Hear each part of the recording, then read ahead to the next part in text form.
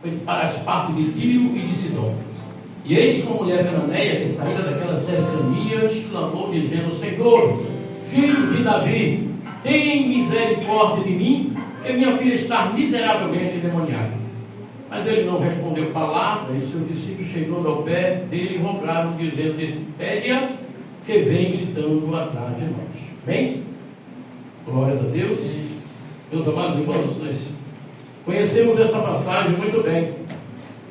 E sabemos, aleluia, da atitude de Jesus. É interessante, em dois pontos que me chamam a atenção da mensagem, era por que Jesus estava em Tiro e Sidom. O que é que Jesus fazia numa cidade estranha? Porque ele era estrangeiro ali. Tiro e Sidom fazia parte do povo de Israel.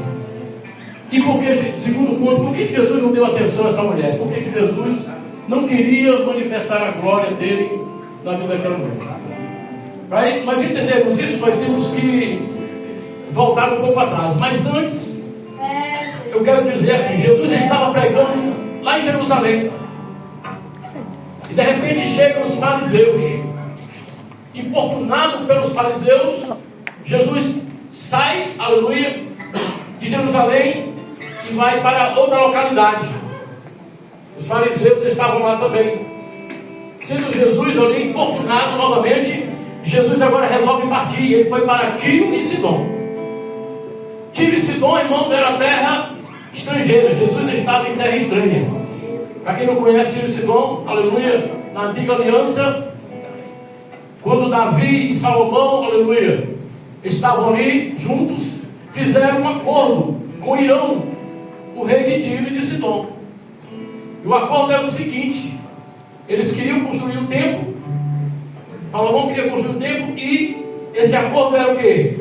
Trazer toda a matéria, porque Tiro e Sidom, ele dominava a arte da navegação. E a passagem vai dizer, aleluia, na antiga aliança, que contrapartida, Salomão e Davi mantinham com alimentos, aleluia, Tiro e Sidom, os mais necessitados daquela região. E esse foi o acordo. Aconteceu o quê? Irão morre. E entra o rei Acabe para, aleluia, reinar.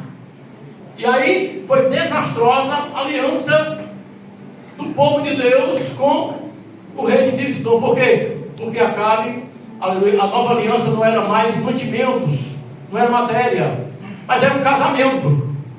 E um casamento com quem? Com Jezabel. E aí, onde foi introduzido, aleluia, adoração aos Baal. Aleluia. E essa união foi catastrófica na época. E agora vamos chegar na mensagem para você entender o porquê que Jesus não estava dando crédito a essa mulher.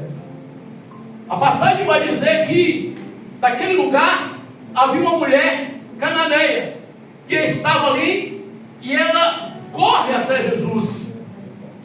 Ao chegar próximo de Jesus, porque é próximo, ela estava longe, ela vinha gritando. É tanto que na mensagem vai dizer que os próprios discípulos de Jesus pediram para despedi-la, porque ela vinha gritando. Sabe, gritando, então dá-se a entender que ela estava longe, não é verdade?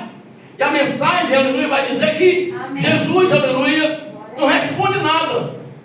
A Bíblia vai dizer que Jesus fica calado. E a única coisa que ele vai dizer: rapaz, eu não tenho nada a ver com essa mulher, porque eu vim para as ovelhas da casa de meu pai, de Israel. Aleluia, Jesus. Então, no segundo ponto, nós observamos que Jesus, aleluia, como prontamente estava para atender todos naquela época. Você pode observar que quando ali na mensagem que foi lida aqui, da mulher com de sangue e seu olho, estou lá, se dispõe toda hora, mas essa aqui não. Você sabe por quê, irmãos? Que essa mulher, aleluia, aparece gritando e Jesus não na casa dela, porque ela vinha da linhagem da época do povo do casamento de Jezabel com Acabe. E o segundo ponto interessante dessa passagem aqui, do casamento, é que Jesus não estava preparado para fazer o primeiro milagre em terra estrangeira. Só que acontece que essa mulher vence Jesus. E ela dá 7 passos importantes para, aleluia, alcançar o milagre. Nós temos aqui, eu posso extrair 7 passos importantes Primeiro, que ela sai de encontro a Jesus. Segundo, que quando ela se aproxima de Jesus, a palavra vai dizer, aleluia, que chegando ela próximo, adora a Deus. Já vai até Jesus. Amém. Como nós viemos nos nossos lares para a vida até Jesus. Jesus está nesse lugar. Quem quer dizer amém? Jesus está aqui, irmãos. A Bíblia diz: basta ter dois ou três reunidos em seu nome, Ele está no meio de nós. Jesus está aqui e Ele quer ser adorado, porque a Bíblia vai dizer que Ele busca os verdadeiros adoradores. E se você é verdadeiro adorador, levanta a sua mão para o céu e dá um brado de glória. Aleluia. Louvado seja o nome do Senhor. Mesmo ela adorando, se prostrando diante de Deus, aleluia, Jesus dá uma pancada nela e diz: olha, minha filha, olha, não é certo pegar o pão dos filhos e deitá-los nos cachorrinhos. Mas ela dá um terceiro passo, aleluia. Ela se humilha. Ela diz: Senhor, mas até os cachorrinhos comem das migalhas que cai da mesa do seu Senhor. E ela se torna uma cachorrinha agora. Aleluia. Louvado seja o nome do Senhor. Então Jesus, irmãos, quando vê ela se humilhando, aleluia, Jesus, aleluia, volta para ela, porque nesse momento existe um passo interessante que poucos da igreja têm: é a perseverança. Perseverar está na presença, perseverar naquilo que você tem clamado e pedido a Deus, aleluia. Pastor, está demorando a minha bênção, vai demorar. Se você não perseverar, se você murmurar, você não vai receber a sua vitória, a sua bênção. O seu clamor não vai sair, não vai passar do teto. Aleluia. Jesus olha para aquela mulher depois de tanta perseverança, de tanto se humilhar, aleluia, de se prostrar, de reconhecer que era necessário. Jesus disse: ó, mulher, grande é a tua fé. Porque algo importante na vida do crente, aleluia, é fé. Porque a Bíblia diz: sem fé é impossível agradar a Deus. Quer agradar a Deus, irmão? Demonstra fé. E o que é fé? Fé é o fim e fundamento das coisas que se esperam e as provas daquelas que não se veem. Resumindo, sabe o que é? É você tornar visível aquilo que está invisível. Acreditar, eu creio. Eu creio que aqui Deus vai operar. Eu creio que milagre daqui vai sair. Paralítico vai andar. Aleluia. Prova, aleluia. Prova vai ser, vai cair por terra. Deus vai abrir porta. Glória a Deus. A Bíblia diz que nós não vivemos por vista e sim por fé. É verdade. Ninguém vive por vista, por fé. E a Bíblia vai dizer que o século passa, sabe o que ele diz? Seja isso feito contigo como tu desejas. Sabe o que é isso, irmãos? Eu saí da minha casa, estava desejando algo, determinando algo. Voltando para a mulher de fluxo de sangue, a Bíblia vai dizer que ela desejou, determinou pela fé: se eu tão somente tocar na orla do seu vestido, aleluia, eu sararei. É interessante a passagem da mulher de fluxo de sangue, sabe por quê, irmão? Porque acredito eu que quando ela diz: mamãe, papai, ali vai um homem que pode resolver o meu problema. Eu acredito que os próprios pais, os próprios familiares dizem: mulher, tu não vai. Tu é imunda, tu não pode estar no meio da sociedade. Tu não tem condição de entrar ali. Não foi diferente dessa mulher quando Jesus disse: rapaz, os discípulos, próprios discípulos disseram: chega. O Senhor despede ela. Tem muita gente que quer impedir a minha tua bênção. Até mesmo nossos próprios, a Bíblia diz que os nossos próprios familiares eram os primeiros inimigos. É verdade, irmãos. Quando eu aceitei Jesus, o meu irmão, que estando aqui, partiu para a glória de Deus, né?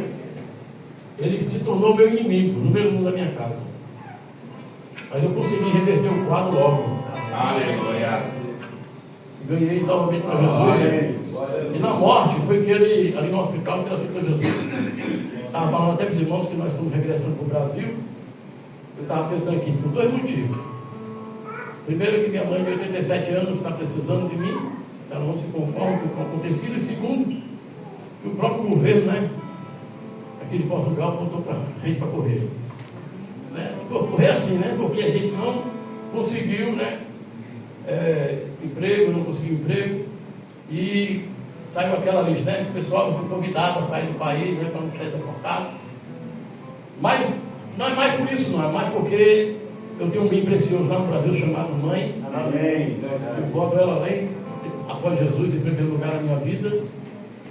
E ela disse uma coisa que tocou meu coração: meu filho, eu lhe perdi, você está muito longe de mim, mas qualquer hora você pode voltar, vai ser uma vontade. E eu não aceito. Na minha época não era pai e mãe que enterravam filho, era o contrário. E ela não, realmente não aceita. Eu falo com ela hoje, eu ligar para ela, ela já chora, e o assunto só é esse. Então eu vou estar com ela, né? Mas pretendo voltar, porque minha família está toda aqui, meus filhos, meus netos. Rogo a oração dos santos, dia 24 de agosto estarei regressando ao nosso Brasil, né, que se encontra também naquele estado, mas Deus vai fazer a obra, né? Amém. Eu gostaria que você ficasse em pé, vamos orar. Esse dia aqui com você, dizimista, né? Você que vai devolver a Deus aquilo que lhe pertence, né? Ninguém ora pela oferta, porque no momento que entra na salva já está consagrada. Mas ora por aquele que devolve a Deus o que pertence a Ele. Seja fiel, filho, amém? Oramos a Deus. Senhor Deus e Pai da glória, nesse momento, eu te agradecer por essa rica oportunidade. Te apresento, Pai, cada filho teu, aqueles que são sustentáculos desse tempo, são coluna, meu Pai, para manter as portas abertas. Senhor, que o Senhor possa repreender o devorador, o cortador, o ligador. Abençoar, meu Deus, meu Pai, em toda a área humana, sentimental, financeira, espiritual, matrimonial, seculares. Deus querido, Deus amado, que o Senhor possa entrar com a providência e a prosperidade. Nunca falte em seu celeiro. Tenha sempre abundância, Pai, na sua dispensa. E nunca falte um pouco cotidiano. Assim que eu te oro, querido, entregando o coração do teu filho, já te agradeço em nome de Jesus. Quem quiser dizer amém. Amém.